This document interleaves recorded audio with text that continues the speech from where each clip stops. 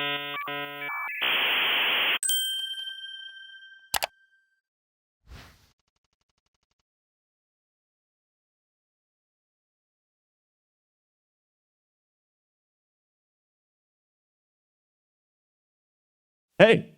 what's up, Hackcon?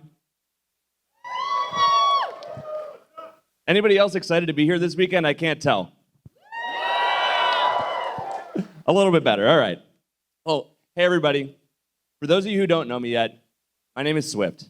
And for nearly the last 10 years, it's been my job to tell the world what it means to be a hacker and enable anyone to become one. I've been a member of this community since the second ever student hackathon. And I've played every role, from hacker to organizer to sponsor and beyond. After watching countless people experience the same life-changing moment that I did when I joined this community, I knew I had to do more. That's why 6 years ago, I founded Major League Hacking, an organization that has the same mission that all of you do, to empower hackers. And together, in the last year, we empowered a lot of hackers. But before I tell you about that, I have a story. And I tell this story every year at Hackcon because I think it's an important reminder of the power of this community and the impact that each of us can have. This story is my story. My story starts back when I was in high school. Back then, I was running a small landscaping business in my parents' hometown. While all of my friends were working in restaurants, bussing tables, that kind of thing, I was running around with a lawnmower, cutting grass, and loving life outdoors. Eventually, though, the time came for me to go off to university. And my parents, they pointed out that I was gonna need a new job. If I would have brought my lawnmower with me to my dorm room, my roommate probably would have murdered me in my sleep. Recognizing their right, I did what any enterprising young high school student would do. I went on the university's job board. I sorted the jobs by how much they paid, and I applied for all the jobs that paid the most. A few days later, I got an email from one of them inviting me to come in and interview. I was ecstatic, but there was one problem. It was a programming job, and I had never programmed before in my life. I thought, surely, there must have been some kind of mistake. I mean, I like computers, and I was willing to learn, but they must have been better off hiring anyone who actually knew how to program besides me. Thanks to some encouragement from my friends and family, though, I decided to go in and take the interview. And to my surprise, they ended up offering me the job. I spent the next 2 years writing accounting software in PHP, of all things. And it was a great job. I loved it. And I learned so much along the way. But here's the thing. I never really told anyone about that job. Honestly, I was pretty embarrassed by it. I wanted to be a lawyer, not a programmer. Back then, none of my friends were programmers. And this is long enough ago that startups weren't really a thing again yet. And back then, when people heard the word programmer, they thought of this guy, Dilbert. So I kept my job to myself. Now, fast forward a couple years, and I remember this day perfectly because it had just snowed, and we were building an igloo in our backyard because that's what you do on a snow day in college. And I actually had to leave in the middle of it to go finish the website that I was working on for my job. Eventually, one of my friends realized I wasn't there and said, "Hey, what happened to Swift?" My roommate at the time had had enough of the secrecy. He's in our room programming. That's what he does for a job. This friend jumped up, came running to my room, burst through my door, and said, "Hey, I hear you program. I'm going to this thing tomorrow called a hackathon. You have to come with me." I had no idea what a hackathon was. It sounded like something that the best programmers in the world did, not a complete beginner like me. But my friend, he swore up and down that I would have a blast and that I would be welcome there. That hackathon was Hackcon Y in the fall of 2010. When I walked into that room, I discovered a community that blew me away. There were 100 other college students who'd given up their weekend of partying to stay up all night to try to bring a crazy idea to life. And even crazier, at the end of the weekend, they were going to share their progress with a room full of complete strangers. I had never seen anything like it before.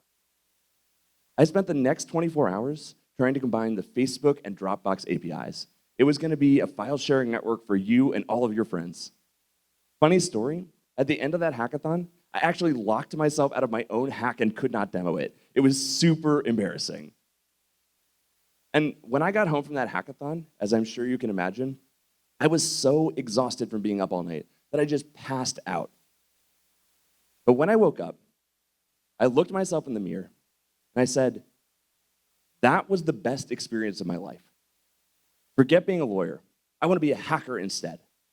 And that next day, I switched my major to computer science and I started going to every single hackathon I could get my hands on.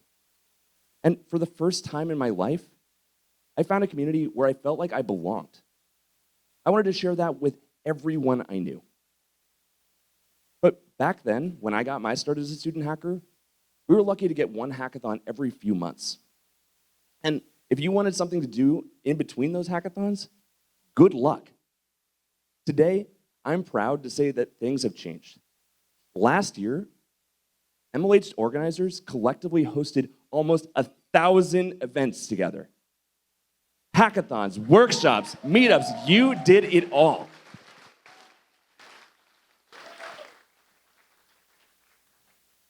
This represents a 40% increase in the number of opportunities that hackers had to join our community since last year.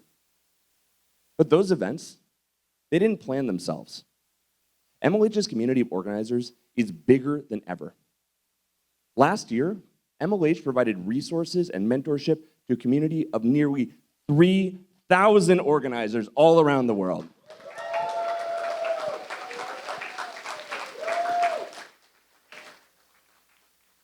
I apologize in advance. There's a lot of clapping during this talk. To put this number into context, there are almost as many organizers today as there were hackers during MLH's first season.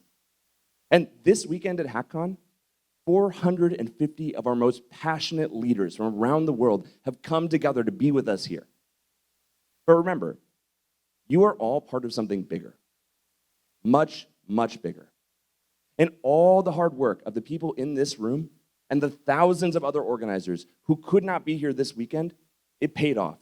Because together, we empowered 90,000 hackers last year. That is an incredible accomplishment. That's 90,000 people who came out to your events, 90,000 lives that you changed. Now, that is a lot of hackers. It's 30% more than last year, and almost as many hackers as MLH empowered in our first 3 years of existing. But to put that number into even more perspective, since MLH was founded in 2013, almost 10% of every developer in the United States has been to an event powered by Major League Hacking. That puts us on par with some of the largest developer communities in existence. And if you think that's impressive, consider just how many people get their start in our community too. 50% of attendees at any given hackathon during the hackathon season have never been to a hackathon before. This community is among the largest source of new technologists in the world. But being the biggest isn't everything. We want this community to be strong too. So today, I want to share some stories about a few of the strongest communities in the MLH network and some takeaways that we can all bring with us to the year ahead. My first story is about growth and why the strongest communities are always making it easier for new leaders to step up. Meet Anuya. Anuya's story starts back when she was in high school. Back then, like most high schoolers, Anuya really wasn't sure what she wanted to do with her life. Over the years, she wanted to be basically everything. A doctor, an astronaut, a fashion designer, a pilot, you name it, Anuya probably wanted to be it. When she was 16, Anuya's father asked if she might like to try coding. He was a programmer, so she'd grown up her entire life around computers. But until that moment, she never really considered following in his footsteps. It sounded interesting, so together, they enrolled Anuya in a workshop to learn the basics of HTML. To be honest, though, Anuya didn't love her first coding experience. The content was pretty boring, and most of the other attendees were older men, not high school girls like her. Eventually, though, Anuya fell in love with coding when she started applying the skills she learned in that workshop to her own personal projects. But she still didn't really have anyone to share this new passion with. That all changed, though, when one day, a friend found out Anuya programmed and told her about this thing called a hackathon. Sounds familiar, huh? That hackathon was Technica in the fall of 2016. Is there anyone from Technica here? A few of them. When Anuya got to Technica, she was so inspired by the community she found there. It was so welcoming, open, diverse, nothing like what she'd been picturing. And when Anuya got home from Technica, she knew that she had to bring the experience of hackathons to the other students at her school. But convincing them to give up their weekend and travel to another school, that seemed way too challenging. Instead, Anuya thought, why don't I just bring a hackathon to them? I mean, how hard could organizing one of these things really be? Well, let's just say that she found out the hard way. Through a lot of work, Anuya and a few friends brought the first hackathon to her high school, QU Hacks. They had over 150 people show up, and it was a massive success. Best of all, though, Anuya found a new passion, organizing. It was like being a hacker, but 150 times better in this case. A few years later, Anuya went off to the University of Maryland, Baltimore County. There, she quickly volunteered to join an organizing team behind Hack UMBC. Any of the Hack UMBC folks in the room too? There, she got her first taste of working with Major League Hacking. And towards the end of last year, Anuya heard about another event that MLH was organizing. It was called Hackcon, an opportunity to spend a weekend with all of her fellow organizers at a summer camp and learn the best practices from all the events that she looked up to. It was a dream come true. While she was at Hackcon, Anuya kept meeting people who would introduce themselves as MLH coaches. For those of you who don't know yet, coaches are like hackathon superheroes, but without the capes or masks or lassos of truth. They're expert community members who receive tons of training from Major League Hacking. Their job is to make sure that hackers, organizers, and sponsors alike all have an amazing hackathon experience. They can be found doing everything from debugging code in the middle of the night to making sure that judging runs smoothly to even taking out the trash. No job is too big or too small for an MLH coach. Now, Anuya had seen coaches at all the hackathons she'd been to, but until that day, she had no idea how much work they were doing behind the scenes to support organizers like all of you. Anuya had to meet these superheroes. Luckily, they would be unmasked that night at the Fireside. At that Fireside chat, Anuya heard the coaches' stories firsthand. They were some of the most passionate, inspiring leaders that she had ever met. And they cared deeply about this community. Anuya knew that she had to be part of this program.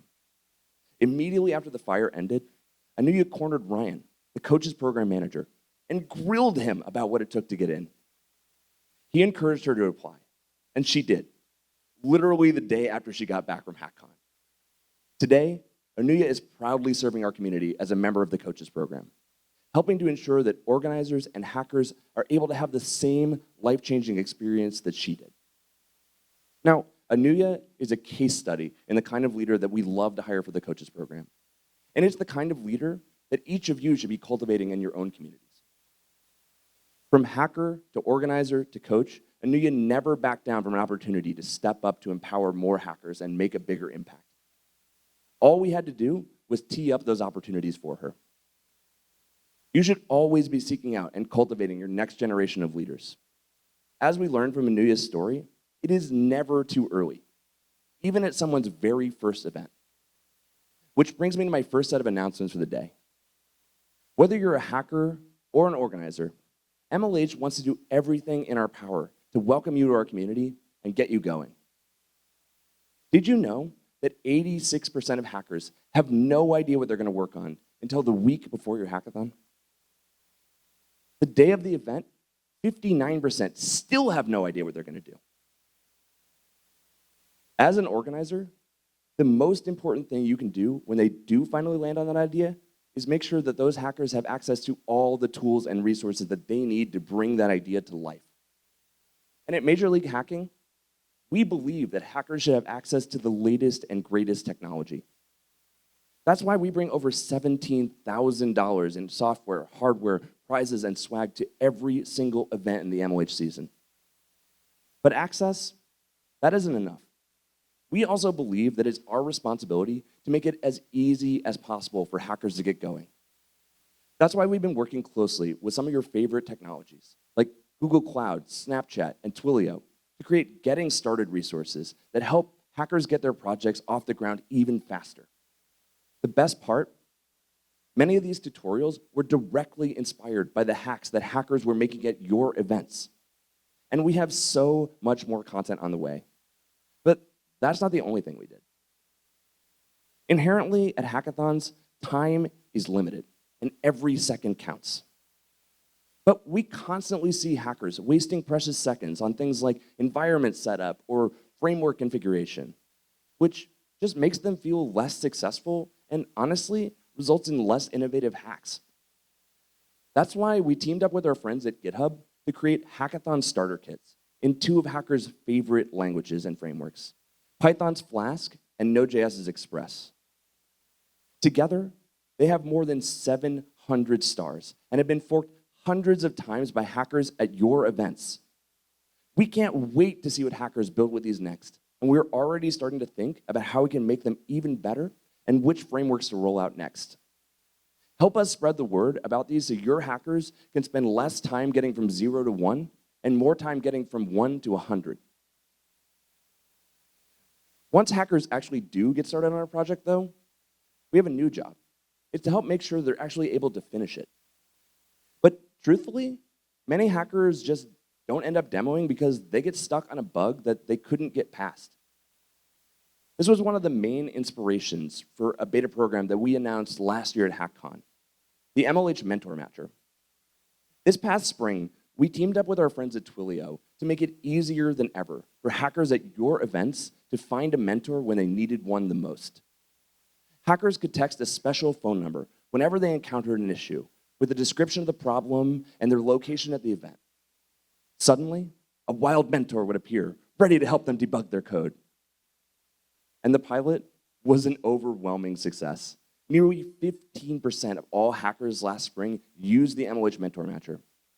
And 95% of all the teams that matched with the mentor had their issue resolved. Just think about how many people got to demo and didn't have to go home defeated because we were able to connect them with one of the mentors at your event when they needed it the most. That's why today we're excited to announce that the MLH Mentor Matcher is officially out of beta. Starting this fall, every single member event will have access to the Mentor Matcher at their events. We're also working on integrations with things like Slack to increase visibility when new tickets and mentors are available. And after last season's success, we can't wait to see what an amazing impact the MLH Mentor Matcher has this coming fall. Once a hacker does join our community, we want to empower them to tell the world about how hackathons are changing their lives. One of the best ways to do that is with special swag. And thanks to our friends at Capital One, we have a lot of it this season. I'd like to introduce you to your 2020 season mascot. Can I get a drum roll, please? Meet Ducky the Debugger.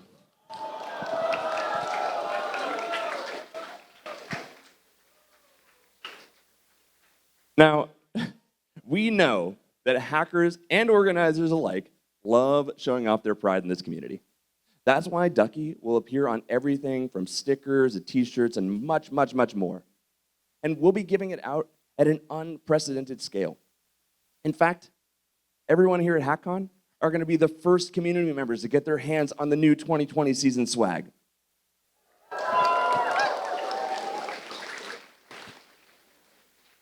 If you like this one, just wait till the next slide. In addition to being adorable, though, Ducky also represents something very special for hackers. She was directly inspired by a software engineering term that I'm sure many of you have heard of, rubber duck debugging. The term is a reference. Ducky has a lot of outfits. You're going to see them all this season, I promise. The term is a reference to a story from a classic programming book. Now, in this story, a programmer carries a rubber duck with them wherever they go, and they force themselves, whenever they hit a bug, to explain the code line by line to the duck. In the process of explaining the code to someone else, the programmer often discovers a solution. I'm sure that many of you here have experienced that magic of a new perspective. For hackers at a hackathon, that additional perspective can be make or break for their project. And between all the new tutorials, the starter repos, and the mentor matcher, MLH is doing everything we can to ensure that hackers have that perspective as soon as they need it.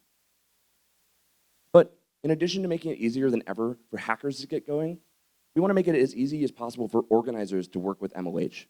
And last year at Hackcon, we got a ton of amazing feedback from you. Filling out the application to become a member event is where most organizers have their first direct interaction with Major League Hacking. And to be honest with you, it can be a tough one. So we heard you, and we simplified the process significantly and created tons of new resources based on the stage that you're at in the planning process. And you'll hear about many of those resources later today. We also created a fast track for returning events to streamline their application process so that we can focus on the areas where you need our help, not just the basics. And we can't wait to hear what you think of all these changes. But in addition to creating growth opportunities for hackers and organizers, MLH loves to partner with organizations from the beginning too. Today, I'm excited to announce the start of a brand new partnership with an organization that got its start right here in our community. Together, we're going to introduce hacking to an even younger audience and make it easier than ever to run a successful high school or university hackathon. Please help me welcome Zach, the founder of Hack Club, to the stage to tell you about how we'll be working together this year.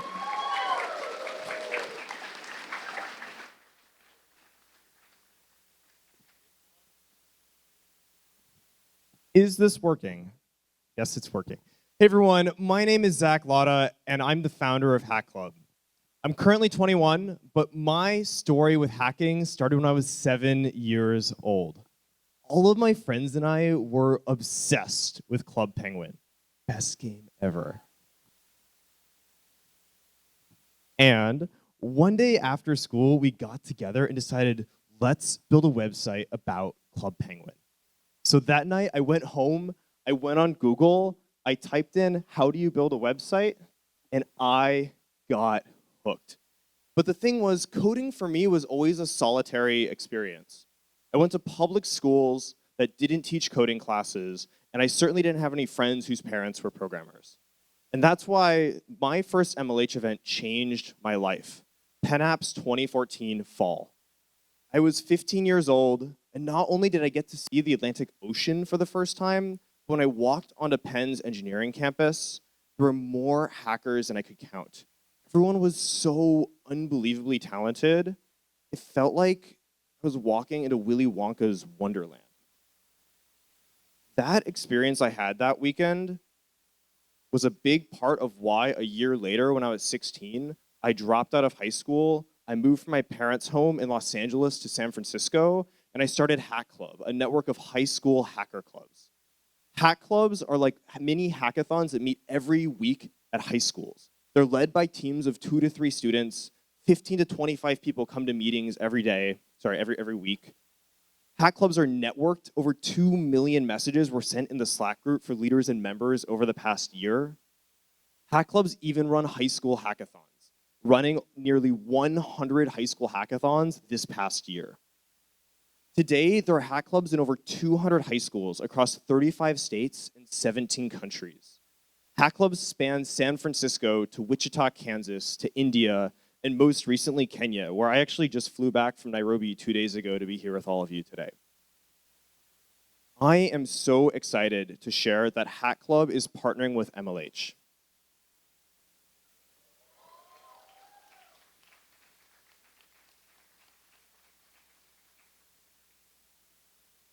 There will be more over the next year, but I have 2 announcements I'm sharing with all of you here today. The reason we're partnering is that our goal is that in 5 years from now, 50% of Hackcon attendees will be Hack Club alums. So 2 announcements today. The first is for our students. Hack Club is partnering with Local Hack Day to run 50 local hack days this next school year.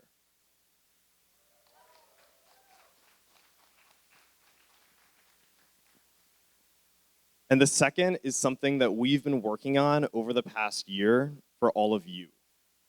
If I could please get your help in welcoming Linus Lee, who just joined our team to lead this product, to the stage to share a little bit more about this. I think many of you will be very, very interested. We welcome Linus with a huge round of applause.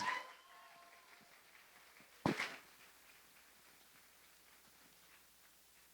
everyone, my name's Linus. I'm a sophomore, computer science student at UC Berkeley, and at Berkeley I help run CalHacks, which some of you may have heard of. And I also just recently joined the Hack Club team to work on this product that I'm going to talk to you about today. So yesterday I was talking to some of my friends on the CalHacks organizing team to figure out how we were spending our time, where our time went last year organizing our last event, CalHacks 5.0.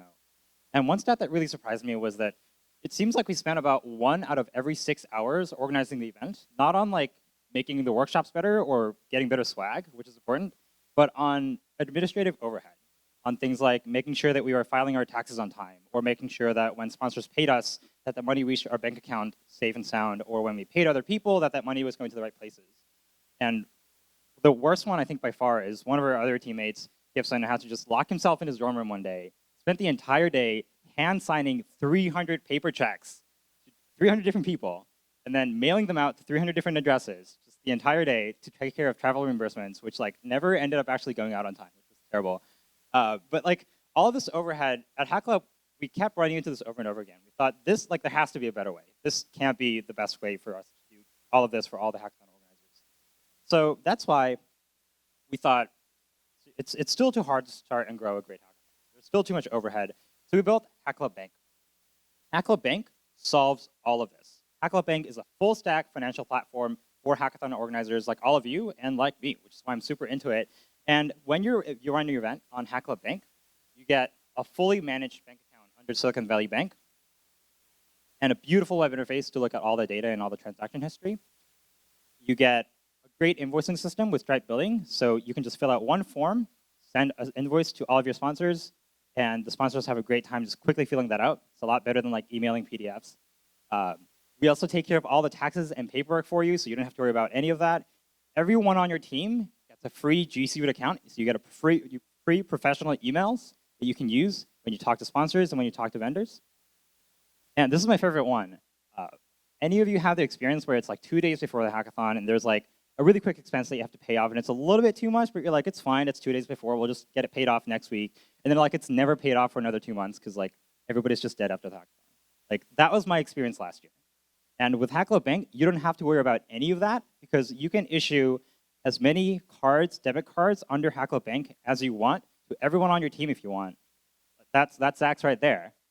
And you can use that card to use money directly out of your Hack Club Bank account instead of your personal one and never have to worry about expenses or getting reimbursements on time.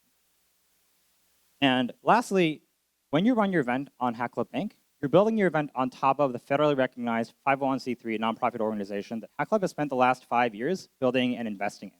That means that you can do cool things like issue tax deductions for people who make charitable donations.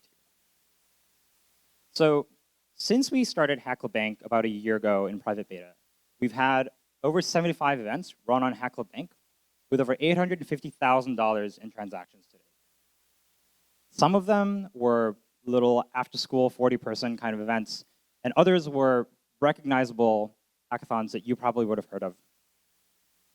Some of them were brand new events that were starting with us, which is really exciting. Others were moving from school accounts that they had with their universities or with their schools. And then yet others were moving from their own nonprofit entities to us to save more time and get rid of that overhead. So today, I'm really proud to announce that Hack Club and MLH are partnering to make Hack Club Bank the new preferred financial platform for all MLH member events going forward. Yeah.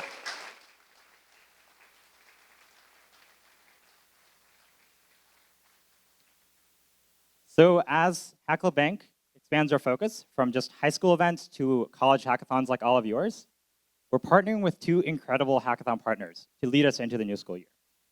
First, my team at CalHacks is switching over entirely to Hack Club Bank for the new upcoming CalHacks 6.0 this October.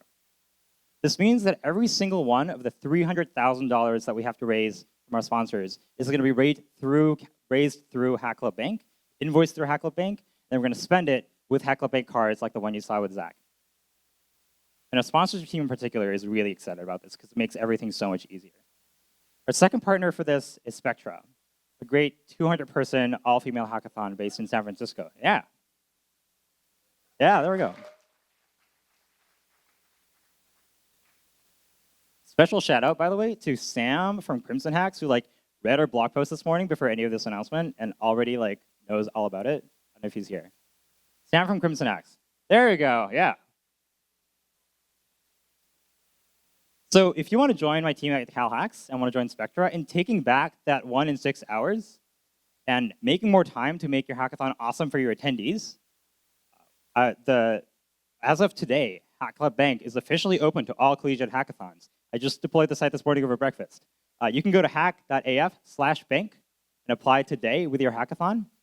And if you can do that before September 1st, by the end of that month, since your event is running with Hack Club Bank, you can celebrate on Hack Club Bank. We're doing a special promotion just until the end of the month. If you sign up, after the hackathon, we'll buy your entire team a nice dinner to celebrate your hackathon. Yeah, that's nice. And the entire Hack Club Bank team is here today. I'm here. You saw Zach earlier. And Michael, the other third of our team, is also here. He's back there. When we all flew in, Michael and I flew in from across the country. Zach flew in from Nairobi, which is crazy. And we're all here to talk to you about Hack Club Bank, about hackathons, nonprofits, all the boring stuff about hackathons. But definitely come talk to us. We want to help you make your hackathons amazing. So come find us. We'll be here the rest of Hackcon, and we're excited to talk to you. And with that, thank you so much. Back to Swift.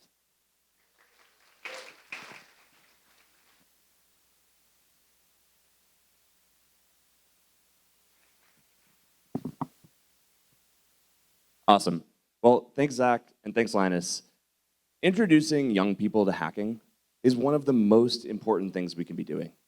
It helps ensure that our community continues to grow and diversifies too. We are so proud to partner with an organization that shares MLH's mission and does such amazing work bringing hacker culture to high schools all around the world. We can't wait to empower all of the students in Hack Club's community once they graduate. Which brings me to my second story. This is a story about knowledge and why the strongest communities are always sharing best practices. Meet Athul, an organizer from India. Athul's interest in coding was sparked when he saw a movie, Iron Man 3.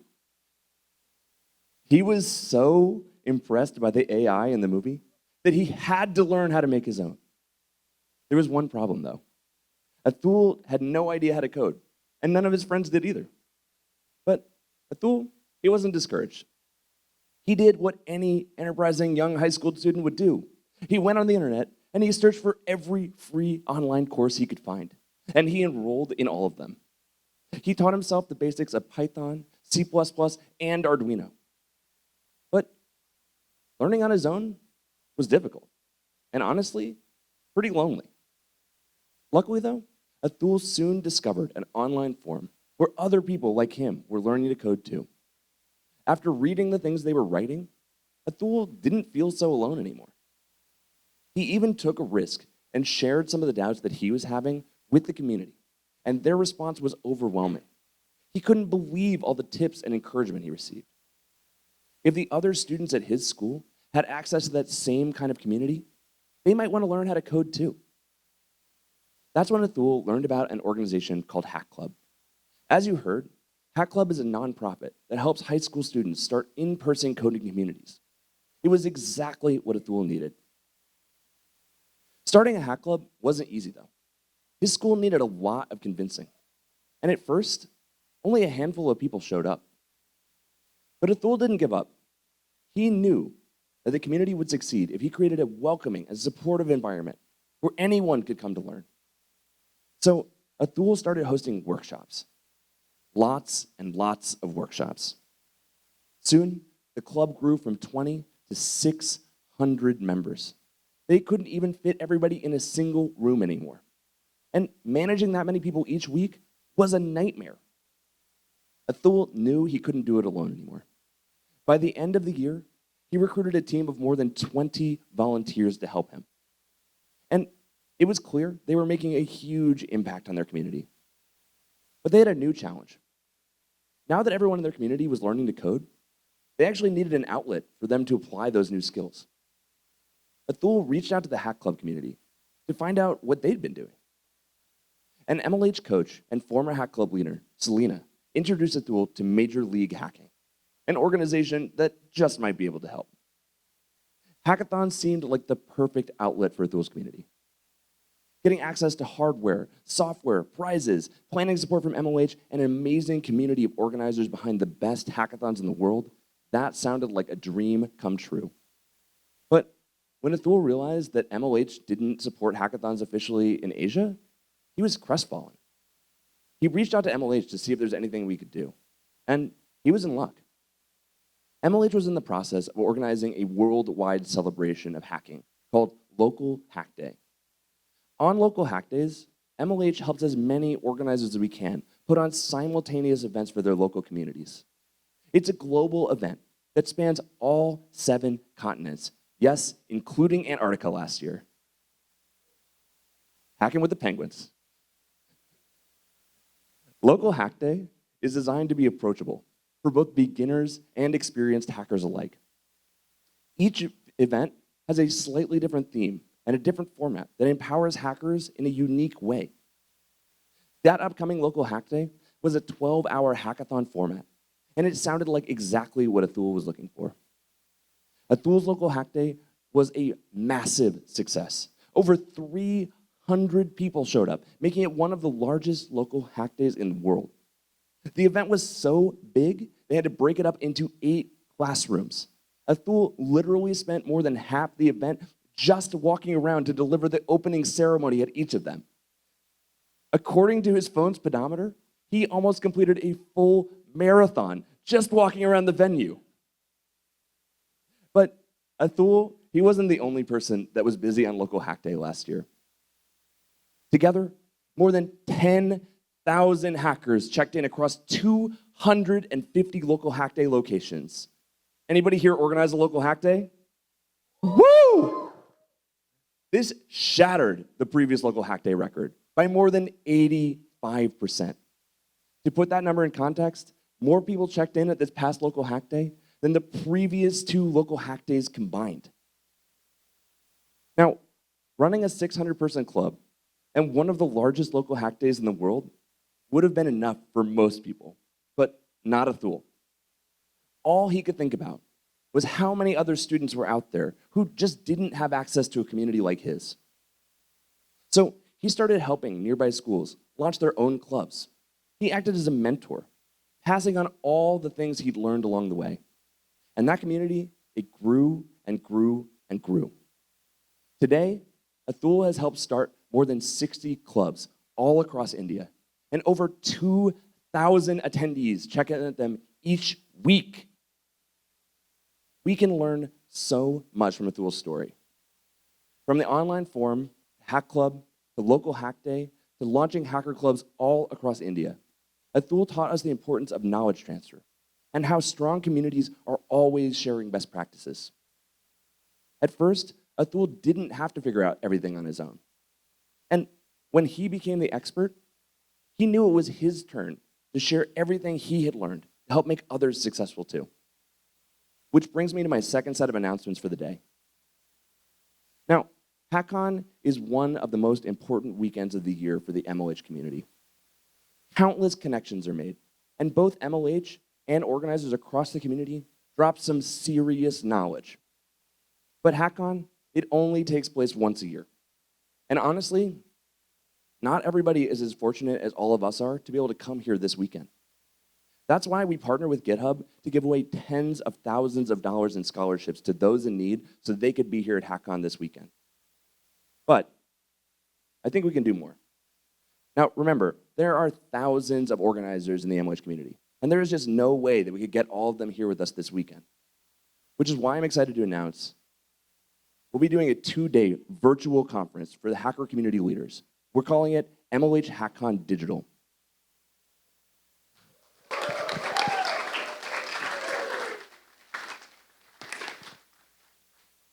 This virtual conference will empower organizers all around the world to meet the community and learn the best practices and hear the stories that have made us so successful so far.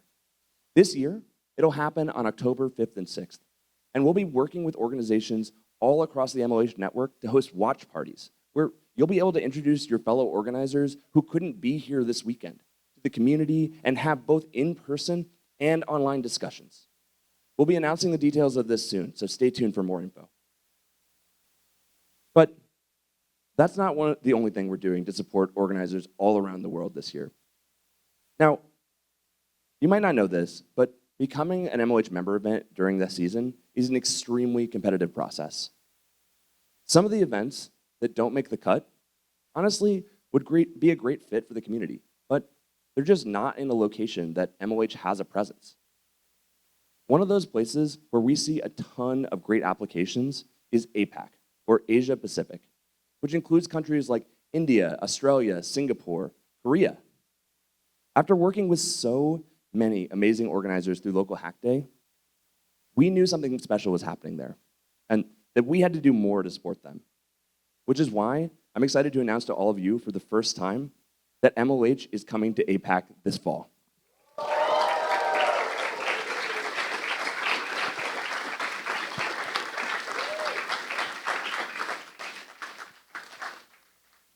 We've teamed up with our friends at Microsoft, who once again demonstrated their immense support for this community by coming in as our first partner in the region before we had even taken the first steps of setting up this league. Together, this fall, we'll be running 5 exhibition events all across APAC. We'll be planting the seeds for a brand new community and training the next generation of organizers on all of the best practices to run a world-class hackathon. And that's not the only surprise I have for you. One of MLH's earliest team members is actually coming back to help us launch this new league, Joe Nash.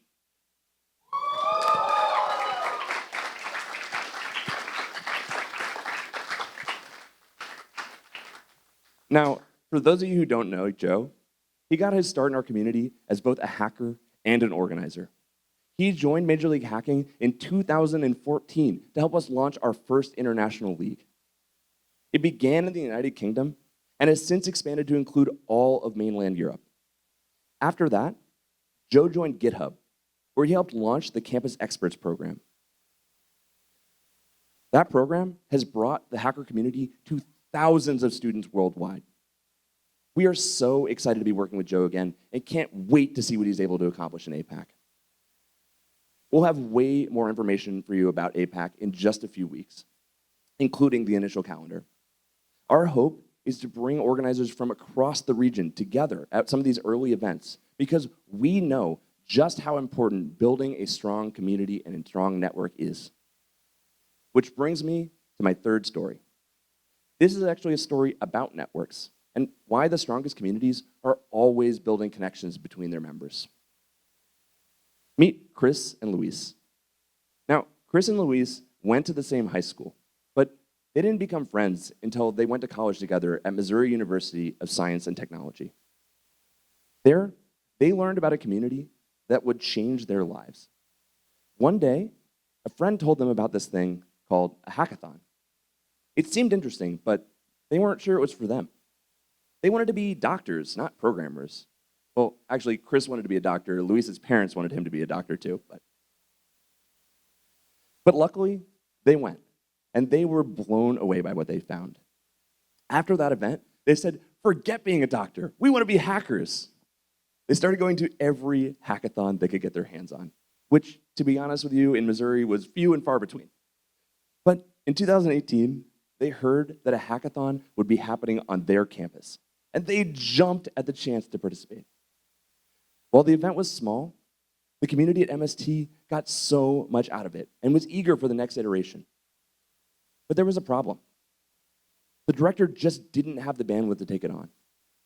So he approached Chris and Luis, two of the most passionate leaders in this brand new community, and he asked them if they would organize it. Chris and Luis were so excited by this opportunity, but they didn't know the first thing about planning a hackathon. They'd been to Tiger Hacks and Arch Hacks, but they didn't know where to start. They did know how powerful having the support of Major League Hacking was and this community. So they set themselves a goal. They wanted to bring the first official member event to MST that spring.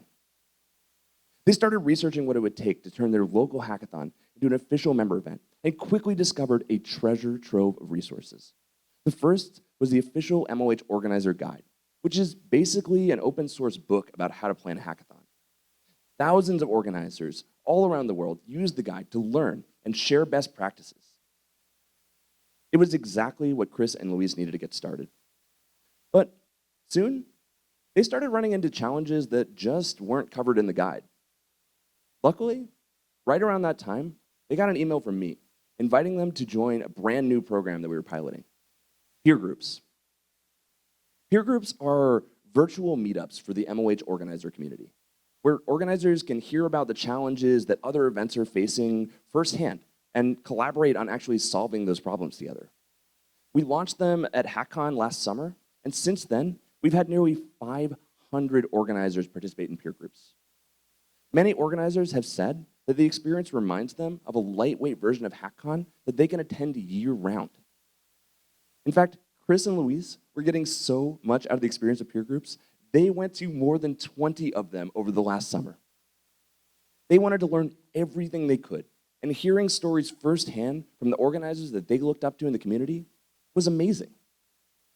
That year, Luis also decided to attend Hackcon. When he arrived, he already knew so many people from his experience in peer groups. What was more surprising, though, was how many people recognized him.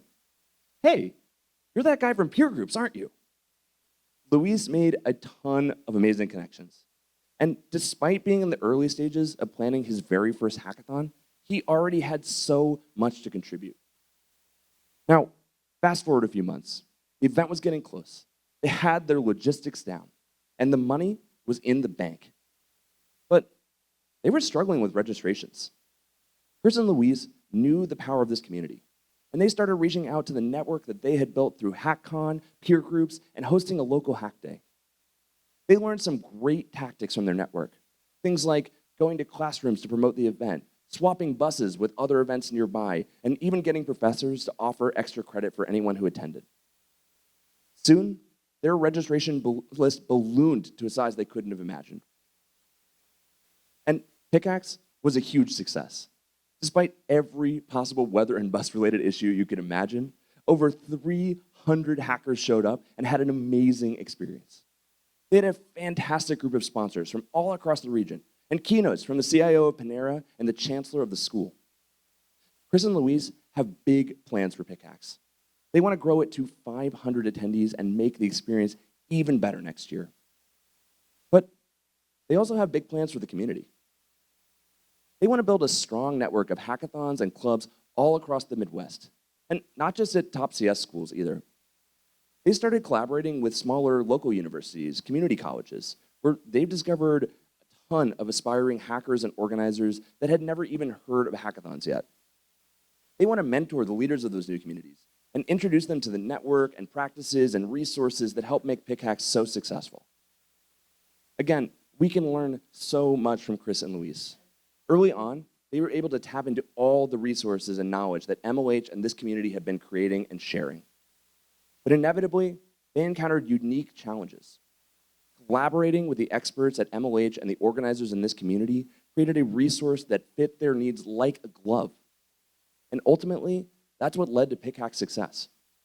They, like many organizers who come to Hackcon before them, learned the power of a strong network.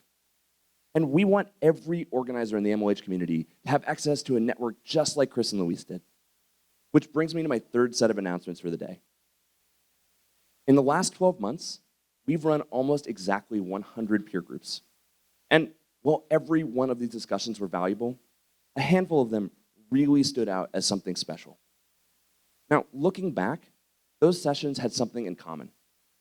During each of them, a different community member would share an overwhelming volume of insights, stories, and just advice around a specific topic. Through their personal experience, these community members had developed a unique expertise, and the MLH community was hungry for more. That's why we're excited to announce the Community Experts Program. As we identify these experts through their contributions at peer groups, at Hackcon, and throughout the MLH community, we're creating a platform for them to share their expertise with all of you. So far, this has included everything from covering their advice and tips in blog posts, having them facilitate peer groups, even leading discussions here at Hackcon. We've also connected them to many of you in the community for one-on-one advice sessions. These are just a few of our early experts. And if you or anyone you know you think would be a good fit for this program, we'd love to talk to you about it. Just reach out to your community manager for more info. But peer groups do have a couple problems. They're live events with an unscripted discussion between participants. Some people just might not be able to attend due to timing, and honestly, we don't publish the discussions because we want to make sure there's safe spaces for you all to talk. That's why we're excited to announce a brand new initiative that you've actually all been helping us pilot, maybe unbeknownst to you, the MLH Digital Organizer Community. The Digital Organizer Community centers around an online forum that you can find at community.mlh.io.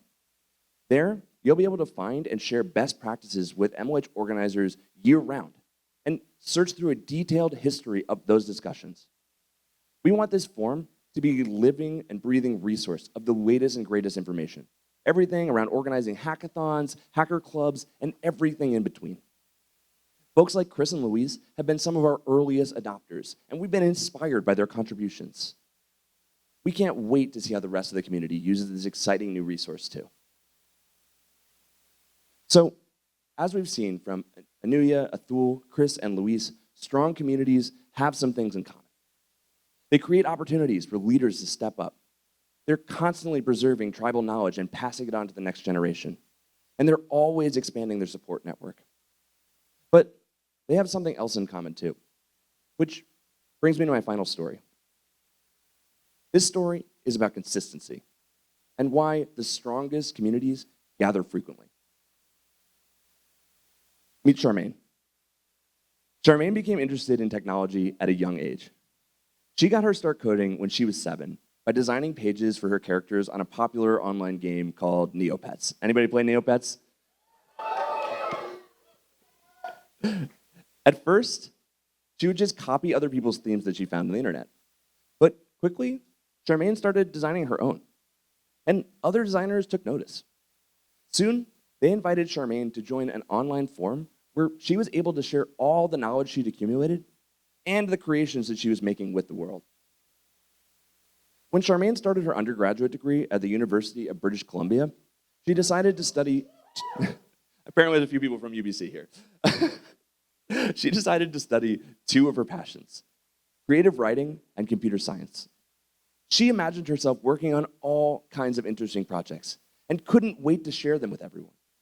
However, Charmaine quickly discovered the realities of CS education that I'm sure we all know.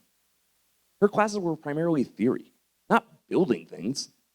Charmaine remembered her days in the Neopets community and was determined to find a community on campus where she could share all the things she was working on. Soon, she discovered hackathons and was blown away by the MLH community. In fact, there was a hackathon that took place right on her campus, NW Hacks. She started telling everyone she knew about the hackathon and inviting them all to come with her. But she started to see a pattern. Well, she knew that hackathons were beginner-friendly and welcoming. Many first-timers would actually drop out before they even finished filling out the application to attend the event. Charmaine realized that the barrier to entry to hackathons was too damn high. Applications are intimidating, and traveling a long distance to attend an unknown event, that could be pretty scary. But Charmaine didn't give up. She knew the power of this community and the power of hackathons. So she decided to plan a hackathon for UBC students where they can come and get a lightweight introduction. But there was still a problem. She had never organized a hackathon before and had no idea where to start. That's when Charmaine heard about MLH's Local Hack Day. As you've heard, Local Hack Day is designed to be a gentle introduction to technology and the hacker community for anyone. Charmaine recruited her friend Kristen to help organize the event, and together with teaming up with MLH, they brought the first Local Hack Day to UBC in 2016. And the event was exactly what the community needed. 120 people showed up and had an amazing experience. Charmaine saw the beginnings of a brand new community forming. But quickly, it fizzled out. The next year, Charmaine and Kristen teamed back up and grew their local hack day to 240 people. They focused heavily on making the event even more welcoming and impactful. And their work paid off. Charmaine saw the same energy that she had seen after that first local hack day. But this time, she was ready to capture it. Charmaine knew the community needed more things to do if they wanted it to thrive in the long term. She also knew she couldn't do it alone. That's when Charmaine decided to team up with the organizers behind NW Hacks. They wanted to create an organization that could support the UBC community year-round.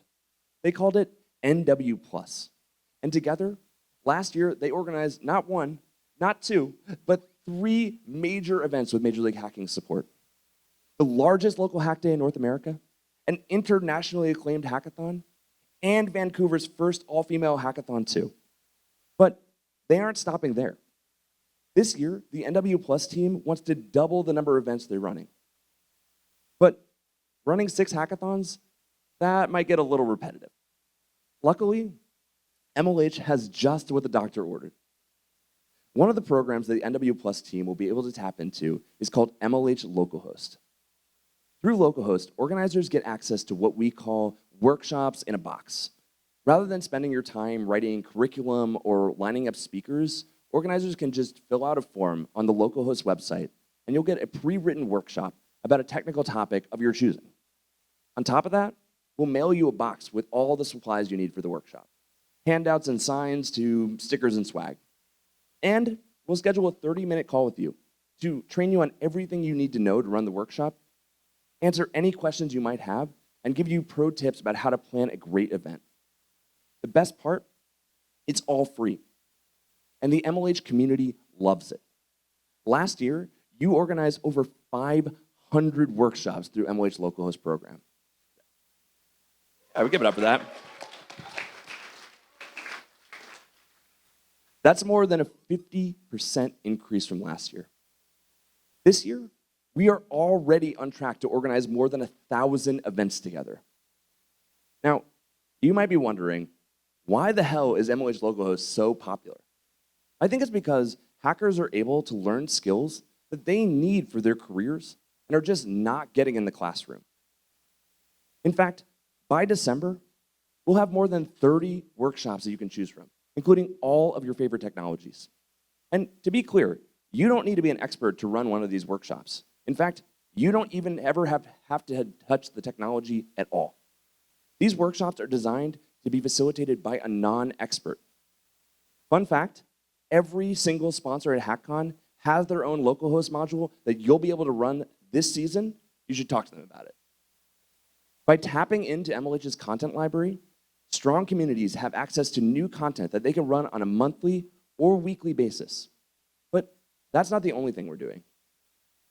Last Hackcon, we announced that we're expanding Local Hack Day from 1 to 3 events.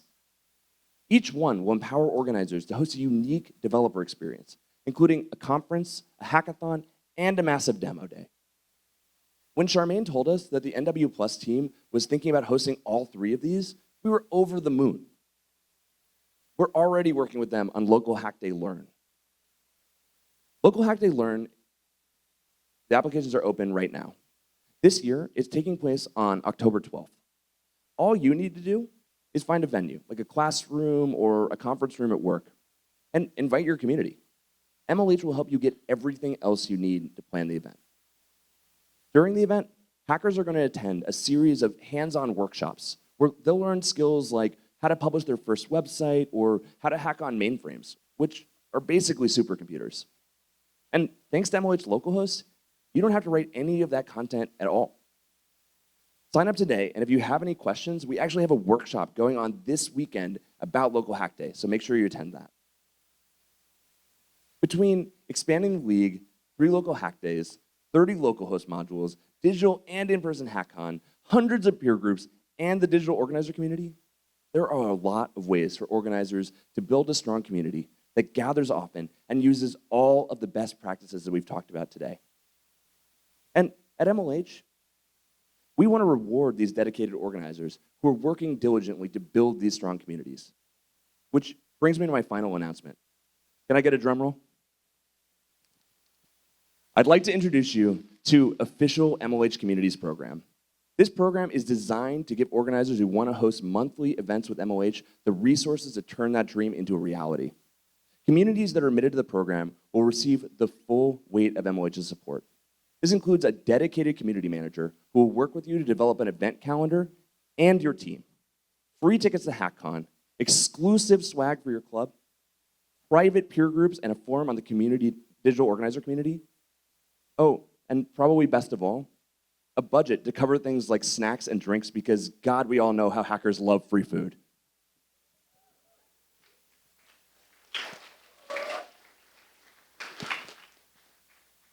Now, this program is open to both student and professional groups too.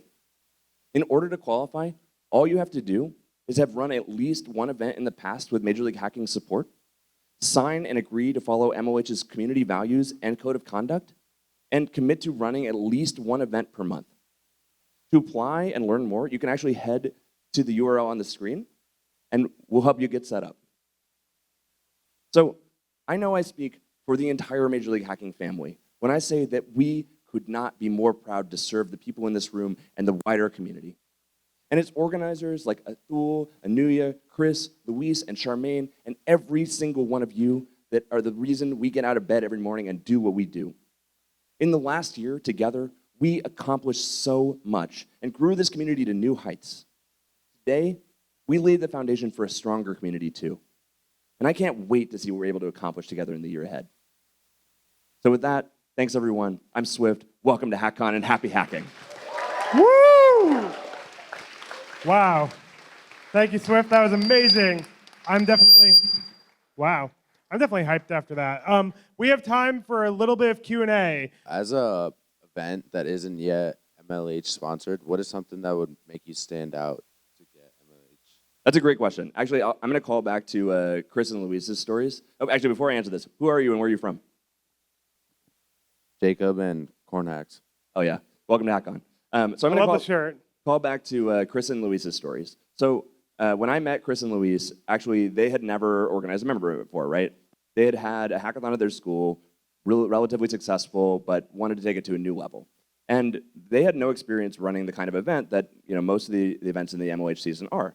But they worked diligently on figuring out all of the things they needed to do to plan a world-class hackathon. And regardless of whether it was going to become a member event or not, MLH, like we always are, we're committed to doing everything we could to make that event successful. Now, whether or not you're a member event, there are a ton of the resources that I just talked about that are available to you. Things like the organizer guide, peer groups, the digital forum, local host, local hack day. All of these things are available to every single person who applies, regardless of whether you're organizing an event in the season or not. And actually going through the process of planning some of those events or reading some of those best practices, attending peer groups and sharing is honestly the best way to get started. I mean, after having heard what Chris and Luis were able to learn and accomplish by collaborating with the community, I think it was a really amazing achievement. And honestly, they both worked diligently on making that event successful, but it really stood out. And if I was going to give advice to anybody in this community who's in the process of planning their first event, and they have aspirations to grow it to be a part of the season, the way I would approach that is I would just get my hands on every bit of knowledge and start networking with as many people in the community as I could, and spend a lot of time working on these things and learning and leveling yourself up, and I think it'll help you get there. Next question. But right I guess there. one last thing I'll say on that just before we move on, 2 seconds, is every event starts somewhere. I have been to basically every event in the season from the early days that got their start that are like now these enormous 1,000-person plus events, right? But they all started as 100 people events too, and I was there, so I remember it. Maybe many people in the room probably do too, but it may be hard to know that perspective just coming in and seeing. I mean, even something like Hackcon. The first Hackcon was 100 attendees and was basically held together with gum and toothpicks. But today it's like a really amazing event that takes a lot of work to get here. So everybody starts somewhere, and don't ever forget that. I think that's an important reminder too. All right, next question. Sorry. I'm Johnny from Tamo Hack, and so my question is, so I'm obviously not in high school anymore, and so I still have strong connections to my high school, and so if I was interested to kind of see my high school get kind of involved in the hacker community, how would I kind of go about reaching out and kind of getting somebody on board to kind of get them involved, I guess? Yeah, that's a great question. Also, I will shout out to TamuHack because I think you guys had the best venue I've ever been to for a hackathon ever, which is pretty cool. Yeah, their student center is beautiful. Anyway, so the thing I've seen be the most successful when it comes to actually outreach to communities that you've been a part of in the past and are not necessarily, whether it's a high school or name your community here, is actually just going back and finding the right connections. Often what will happen is people will start with a principal or some other administrator that they still have a connection to, or somebody who's just a public figure, and go there and talk to them about the benefits of bringing STEM education to their students. Especially at a high school level, that is like the bingo buzzword that everybody loves, STEM. And there's a ton of work going on in the space right now to bring more hands-on STEM education to younger and younger students. So I actually think if you talk to them about the benefits of hackathons, the benefits of running one of these for their students and how it aligns with their goals, they'd be pretty excited about it. But I would start top down at a high school rather than bottom up. The other thing you might try too is obviously through our partnership with Hack Club, there's going to be a ton of new amazing resources for high school communities specifically. And our plan is to partner closely to help make sure that every single high school club in the MLH network has access to all the support that Hack Club provides. And then likewise, as soon as people graduate from Hack Club, MLH is going to be there to support them too. And so I think it's really about taking advantage of some of those resources. And we haven't really published anything collaboratively yet, but we're obviously day zero right now, and I would just stay tuned over the next 12 months or so as we kind of unroll some of the other things that Zach and I and the team have been talking about. And I think that you'll have a lot of resources at your disposal, specifically in the high school space too. Yeah. Hi, Swift. Nice to finally see the person who sends me mail. I'm Patrick from Junction, and we organize a lot of events. And one recurring theme we've been seeing recently is that a lot of participants are interested in continuing on developing their projects and making businesses out of them. And we've seen suddenly in our hackathons that a bunch of entrepreneurs are joining in and designers, and it's no longer just about the traditional hackers. So what kind of supporting things does MLH have in ongoing support? How do you start a business, etc.? Thanks. That's a great question. So we have a couple of unofficial resources that we point people to whenever they come to us. And historically, we have not created a ton of resources in the entrepreneurship space for a reason that might not be actually super obvious to everybody in this room without the full context here. But when I first started going to hackathons, it was really hard to tell people what they were, right? It was not like today where we have hundreds of hackathons that take place all around the world. It was a relatively new phenomenon. And most of the hackathons that were getting funding at the time from sponsors and their support were actually startup pitch competitions, not necessarily hackathons in the sense of the way that we actually all organize them, right? And so in the early days of MLH, one of the things we focused on heavily was identifying events that aligned with our kind of picture of what it meant for a hacker to come and have an amazing hacker experience, right? So being able to actually produce something at the end of the event, like those kinds of things. And now there are many startup events where you actually do pitch something and make something. Startup Bus is a great example of one that I love. There's many others out there. So they do exist. But back then we made a line in the sand that said we're going to differentiate ourselves here. But that said, there are many people in our community, like myself, who ended up going on to become entrepreneurs or aspiring entrepreneurs and things like that. So a couple of the resources that we usually recommend are actually connecting them with some of our partners. So as an example, I know that 1517, which is one of the investors in MLH, as well as a fund that actually got their start in the MLH community, offers grants to many projects to keep them, when they're really interesting, to have them continue working on it after the hackathon. Similarly, our friends over at Rough Draft, they actually have a VC fund that's led by many students who are actually in the MLH community. And so connecting with them is another really great way we do that. But we don't actually have a ton of resources specifically about how to do that. It's usually us connecting to somebody else who has that kind of domain expertise. I do think long-term, I'd love to see MLH producing more resources in the entrepreneurial space. But just for context, where we came from, back then it was really important to differentiate. Today, I think that's way less important because I'm pretty sure that we all changed everybody's perspective on what the hell a hackathon is, which is, we should be proud of that. But back then, that's kind of why we did that. It's a great question. Hey, Swift. This is Yash. I am from Sparta Hack, and I've been involved with Sparta Hack for the past 3 years, and I've been to many other hackathons in the area too. And one thing I've noticed is there's a gender disparity over there and lack of representation of the LGBTQ plus community too. So how can MLH and our hackathon community can help get more people involved from different diverse crowds? Yeah, that's a great question. And honestly, we didn't include a ton of stats around demographics and diversity this year because we're actually working on a larger report to talk about some of that stuff that we can publish. And we're also working on open sourcing some of the data from things like the Mentor Matcher to help people better understand the challenges that hackers face at events or likewise. So there's a lot of data stuff coming this year that I think will be really exciting for both diversity and inclusion stuff, as well as some of the just core metrics of being a hacker at a hackathon.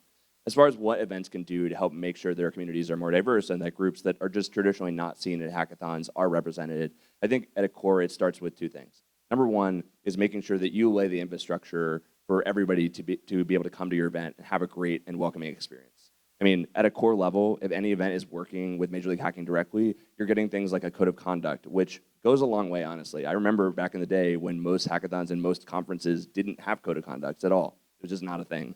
And today, I'm proud to say that we're able to help make sure that our events are an even more safe and welcoming space through that. Other things like providing feminine hygiene products in every restroom, like things like that, are really important efforts as well. And there's so many more that you can take. And honestly, there's a wealth of information about some of those things that you can do. A lot of it's focused on conferences, not necessarily hackathons, but hackathons too online. And I'm happy to point you to some of those resources. So that's one, is make sure you have the infrastructure to support people of a diverse background at your event. Two is actually about being proactive and being intentional about what you're doing.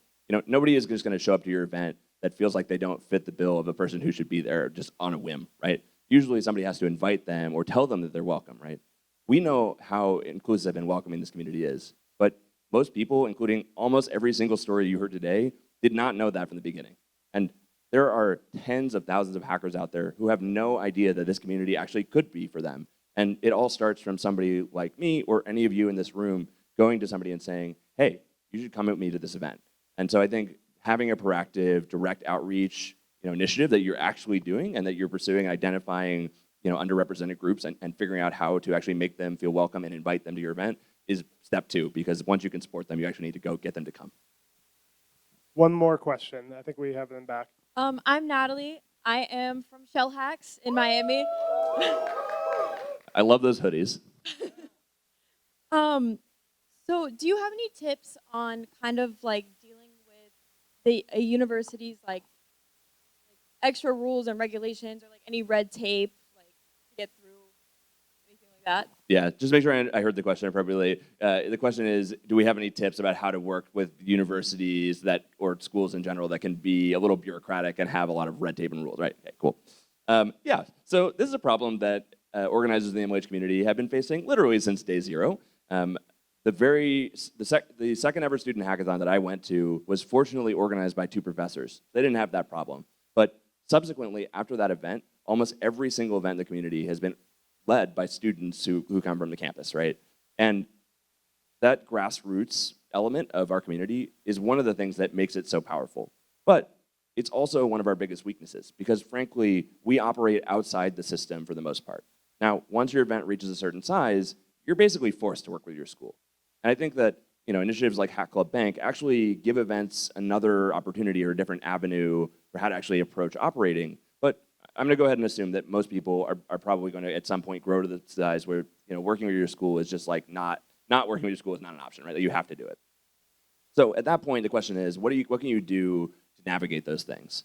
And as somebody who works with a lot of bureaucrats, honestly, a lot of that stuff is just about relationships. And frankly, if somebody doesn't know you and has no idea what you're trying to accomplish, they're going to be way less inclined to help you do anything than somebody that you've spent time building a relationship with who understands the purpose of your event and the impact that it has.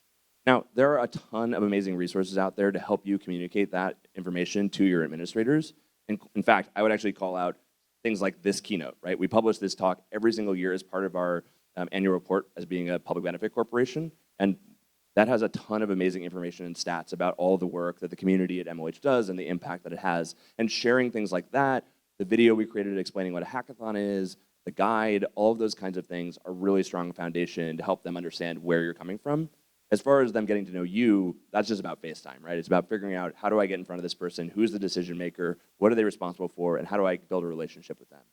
some of the strongest events that had really, really successful events last season, as a result, the main driving force behind that was they had a close relationship with an administrator. I can't tell you how many times I would go to an event and they would literally be introducing me to their champion inside the school, who was the one who helped them navigate all that bureaucracy. So I think activating that champion, identifying them first, and making sure that they know you and what you're trying to achieve is step one. Step two, I'd say, is just making sure that you are actually following the process. Now, we already operate outside the boundaries in a lot of contexts, in a lot of cases here.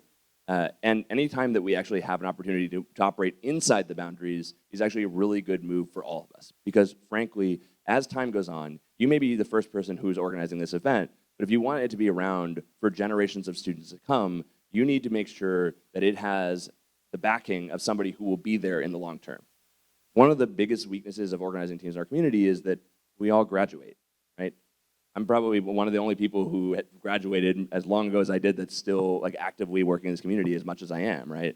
And the truth is, all of you are working really diligently right now, but you need to have a forward-facing perspective as well. And one of the best things you can do is start actually operating within the lines that the school has drawn for you, so that as the next generations of organizers continue to take over the event, they're not actually risking anything by doing what they're doing, right? In fact, they're becoming closer and closer tied to the school, and ultimately that's going to result in some of the relationships like the largest events that have been around for a very long time have, where they're basically co-organized between a group of students with the support of the faculty. And I think that that's a really powerful position to come from, and if you can figure out how to get there, that's really important. But it all starts from relationships, explaining who you are, and then figuring out what the actual rules are, and then doing your damn best to follow them.